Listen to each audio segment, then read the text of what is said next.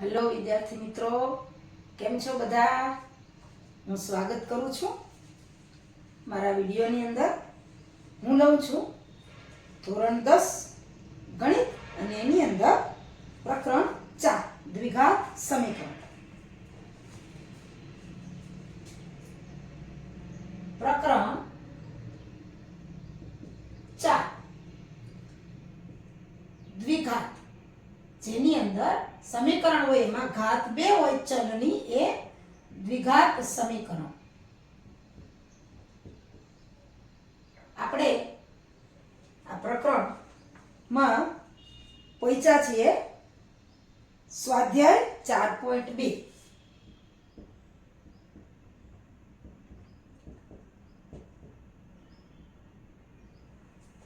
જુઓ, તમારા પાઠ્યપુસ્તકની અંદર પાના નંબર 38 ઉપર આ સ્વાધ્યાય આવેલું છે.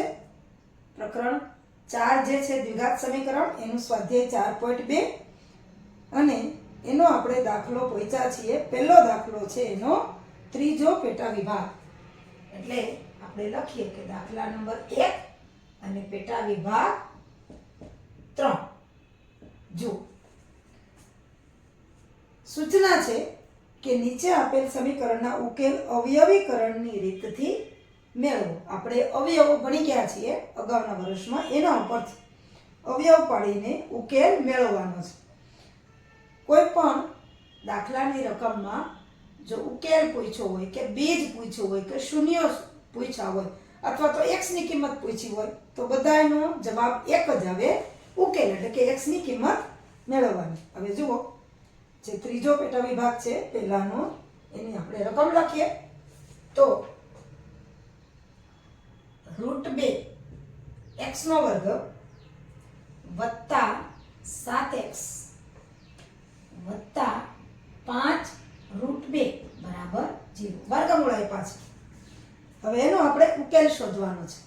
હવે જુઓ, મેં કીધું હતું એમ અગાઉના આપણે જે દાખલા ગણ્યા એમાં વાત કરી કે પહેલું પદ અને છેલ્લું પદ જે છે એનો ગુણાકાર કરવાનો. હવે જુઓ, √2x વર્ગ ગુણ્યા 5√2. જુઓ, 5 એમને √2 ગુણ્યા √2 એટલે થશે √2 નો વર્ગ અને x તો 5 √2 નો વર્ગ એટલે આપણને ખબર છે √2 ની 2 ઘાત એટલે √2 ગુણ્યા √2. કોઈ પણ વર્ગમૂળ નો વર્ગ થાય તો એ ની સંખ્યા આપણને પાછી મળે, પણ વર્ગમૂળ નહીં એટલે √2 નો વર્ગ એટલે 2 થાય અને ગુણ્યા આ x વર્ગ છે એટલે આપણને મળ્યા 10x વર્ગ.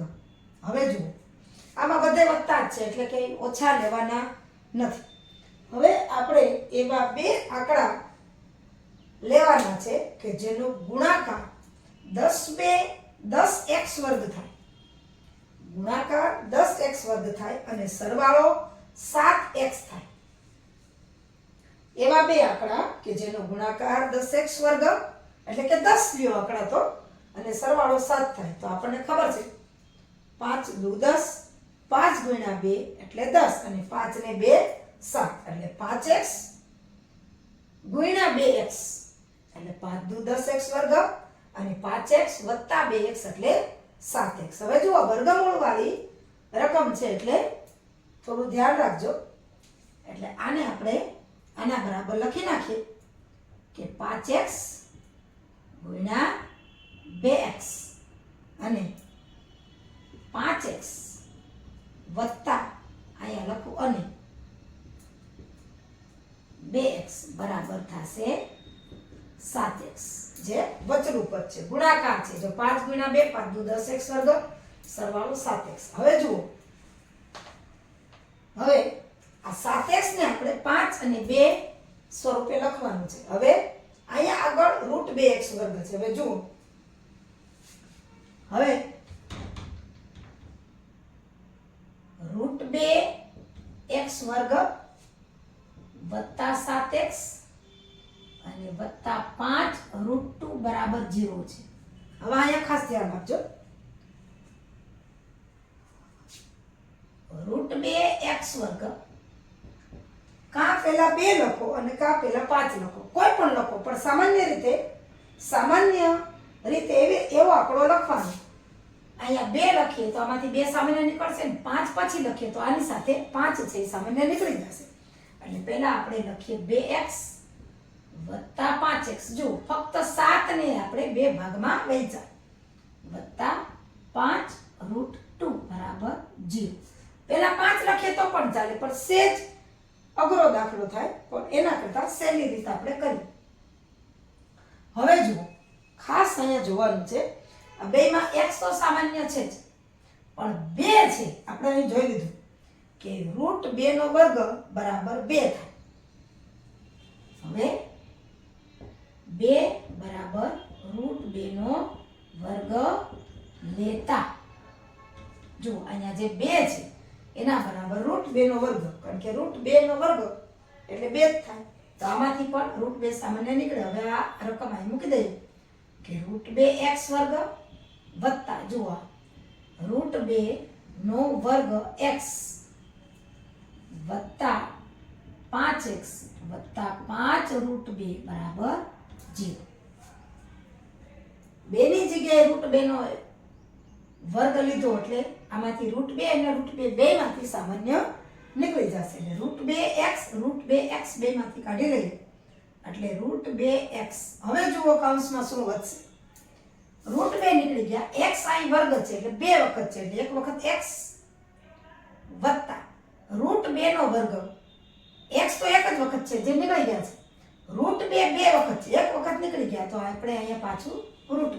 હવે ગુણાકાર કરી જુઓ તો ઉપરનું પદ જ આવી જાય, √2 ગુણ્યા x એટલે √2x વર્ગ, √2 ગુણ્યા x ગુણ્યા √2 એટલે √2 ગુણ્યા √2 એટલે 2 √2 નો વર્ગ અને √2 નો વર્ગ એટલે 2 અને x ના x. હવે વત્તા, આમાં તો સહેલું છે, તમને આવડી જાય એવું, બહુ જ સહેલું છે, 5 સામાન્ય નીકળશે. અહીંથી વધશે x ને અહીંથી વધશે √2 બરાબર 0. જુઓ ગુણાકાર કરી લ્યો, ઉપરનું પદ આવી જવું જોઈએ, √2x ગુણ્યા x એટલે √2x વર્ગ, √2x ગુણ્યા √2 એટલે √2 વર્ગ x, 5 ગુણ્યા x એટલે 5x અને 5 ગુણ્યા √2 એટલે 5 √2 બરાબર 0. હવે આમાંથી બેમાંથી જે સરખું કૌંસ છે એક બાજુ લઈ લઈએ એટલે કે x વત્તા √2, બીજા કૌંસમાં થશે √2x વત્તા 5 બરાબર 0. એટલે આ બે અવયવ આવ્યા છે આપણી પાસે, એટલે કે x વત્તા √2 બરાબર 0 અને √2x વત્તા 5 બરાબર પણ 0. બે આપણે કૌંસ મળ્યા છે અને આના ઉપરથી આપણે x ની કિંમત શોધવાની છે. આપણને જે અવયવ મળ્યા છે એના ઉપરથી આપણે x ની કિંમત શોધવાની છે. કયા અવયવ મળ્યા છે તો કે પહેલો અવયવ છે x વત્તા √2 બરાબર 0 અને √2x વત્તા 5 બરાબર 0. એટલે આમાં આપણે x ને સૂત્રનો કરતા બનાવીએ એટલે x વત્તા √2 બરાબર 0 એટલે કે x બરાબર -√2, √2 આ બાજુ પ્લસ છે, આ બાજુ આવશે તો માઇનસ, અને અહીંયા છે આપણી પાસે √2x વત્તા 5 બરાબર 0, તો અહીંયા આવશે √2x બરાબર -5. હજી આપણે x ને એકલો કરવાનો છે એટલે √2 અહીં ગુણાકારમાં છે, ઓછા √2. હવે અહીં જો પ્લસ હતા એ સામેની બાજુ માઇનસ થયા, માઇનસ હોય તો પ્લસ થાય, પણ અહીં ગુણાકારમાં છે એટલે કે અંશમાં છે તો સામે જશે તો છેદમાં થશે, એટલે કે x બરાબર -5 છે ના છેદમાં √2. એટલે આપણને જે ઉકેલ શોધવાના કીધા હતા એ ઉકેલ મળી ગયા છે, -√2 અને -5 છેદમાં વર્ગમૂળ 2. આપેલ સમીકરણના ઉકેલ આપણને આ રીતે મળ્યા છે. ક્યાં છે તો કે -√2 અને -5 ના છેદમાં √2 મળે છે. હવે આ સાચું છે કે ખોટું એ આપણે જોવા માટે એની ચકાસણી કરીએ. ચકાસણી તમારે પેપરમાં નથી લખવાની, પણ તમને એમ થાય કે આપણો જવાબ સાચો છે કે ખોટો એ જોવા માટે ચકાસણી કરવી પડે. તો આપણો જવાબ સાચો છે કે નહીં એ જોવા માટે ચકાસણી કરીએ. તો આપણને જે સમીકરણ આપ્યું હતું એ સમીકરણ કયું છે? તો કે √2x² વત્તા 7x વત્તા 5√2 બરાબર 0. હવે આમાં વારાફરતી આ બે ઉકેલ મૂકી દઈએ તો બરાબરની આ બાજુ અને આ બાજુ તો 0 જ છે, તો આ બાજુ પણ 0 થઈ જાય તો આપણો ઉકેલ સાચો છે. હવે પહેલા લઈએ -2, x બરાબર -√2 લેતા જોઈએ. √2 -√2 નો વર્ગ વત્તા 7 -√2 વત્તા 5√2 બરાબર 0. હવે જોઈ લઈએ.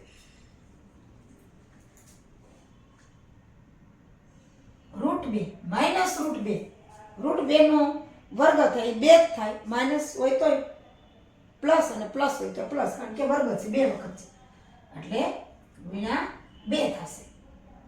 હવે અહીંયા ઓછા 7√2 અને વત્તા 5√2 બરાબર 0. હવે 2√2 ઓછા 7√2 વત્તા 5√2 બરાબર 0. હવે જુઓ 2 વખત વત્તા 2 વખત √2 વત્તા 5 વખત 2√2 એટલે 5 ને 2 7 વખત √2 અને ઓછા તો 7 વખત √2 છે એ 0 થઈ જાય એટલે આ 2 નીકળી જશે એટલે 0 બરાબર 0. એટલે કે આપણે એ લખવાની જરૂર નથી, એટલે કે આપણો ઉકેલ છે -√2 ઉકેલ સાચો છે. આ 2 નીકળી જશે એટલે પરિણામ થશે 0. હવે એટલે આ ઉકેલ તો સાચો છે. હવે આ છે કે નહીં જોઈએ. x બરાબર -5/√2 લેતા હવે એ જોઈએ આપણે. √2 -5/√2 નો વર્ગ વત્તા 7 -5/√2 બરાબર વત્તા 5√2 બરાબર 0. હવે જો √2 ઓછા ના એ વત્તા થશે, 5 નો વર્ગ થશે 25 અને √2 નો વર્ગ એટલે 2 ઓછા 7 × 5 35/√2 વત્તા 5√2 બરાબર 0. હવે જુઓ અહીંયા 25 છે, અહીં √2 છે. હવે આ √2 આ 25 છે એટલે અહીંયા શું છે? √2 નો વર્ગ જ છે.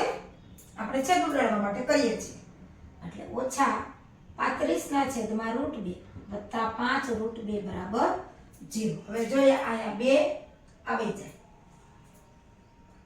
એટલે કે 25/√2 ઓછા 35/√2 વત્તા 5√2 બરાબર 0. હવે જુઓ √2 અહીંયા લઘુત્તમ સાધારણ અવયવ આવશે એટલે કે 25 ઓછા 35 વત્તા 5 √2 ગુણ્યા √2 એટલે √2 નો વર્ગ બરાબર 0. અહીં સાઈડમાં તમને કરાવી દો. 25 ઓછા 35 છેદમાં √2 આવે પણ બરાબર ની નિશાની હોય એટલે ક્યાંય છેદમાં √2 ન આવે. બરાબર ન હોય તો છેદમાં √2 આવે અથવા તો છેદમાં √2 તમે લખો તો √2 અહીંયા છેદમાં છે, સામે જશે એટલે શૂન્ય હારે ગુણાકાર કરશે તો પણ 0 થઈ જવાના છે એટલે 25 ઓછા 35. હવે જુઓ √2 નો વર્ગ એટલે 2 થાય વત્તા 5 અને 2 બરાબર 0. તો 25 ઓછા 35 વત્તા 5 દુ 10 બરાબર 0. હવે સરવાળો વત્તાનો કરીએ. 25 વત્તા 10 એટલે કે 35 ઓછા 35 બરાબર 0. જેટલા પ્લસ હતા એટલા માઇનસ હતા એટલે કે બે બાજુ સરખી આવી ગઈ એટલે આપણો ઉકેલ છે એ સાચો છે.